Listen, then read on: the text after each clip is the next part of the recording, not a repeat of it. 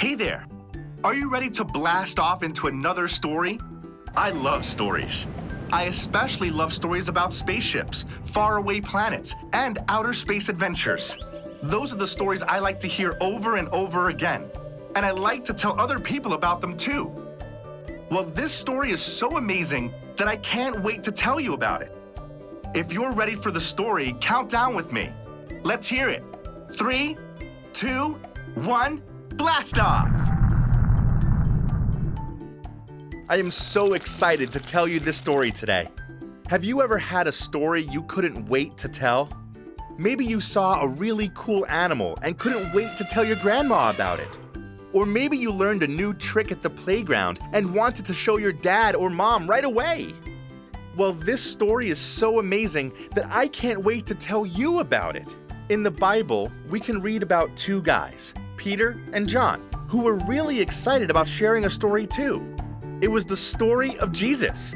They couldn't wait to tell others about how Jesus came to save the whole world and how he loves each and every one of us so much. They knew all about Jesus because they were Jesus' friends, and they couldn't wait to tell everyone about him.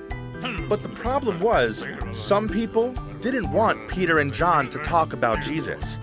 They were the leaders of the city, and they were afraid that people would start listening to Jesus instead of listening to them. So they arrested Peter and John and put them in prison, saying, "Stop telling people about Jesus." You might think Peter and John would be scared or sad to be in prison, but even though they were in a scary place, they kept telling people about Jesus and how Jesus came to save us. When the leaders of the city asked Peter and John why they would keep talking about Jesus after they'd been told not to, they said, "We've seen what Jesus has done, and we can't stop talking about it." Then they let them go.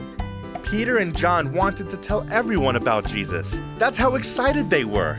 Just like Peter and John, we can share God's story too.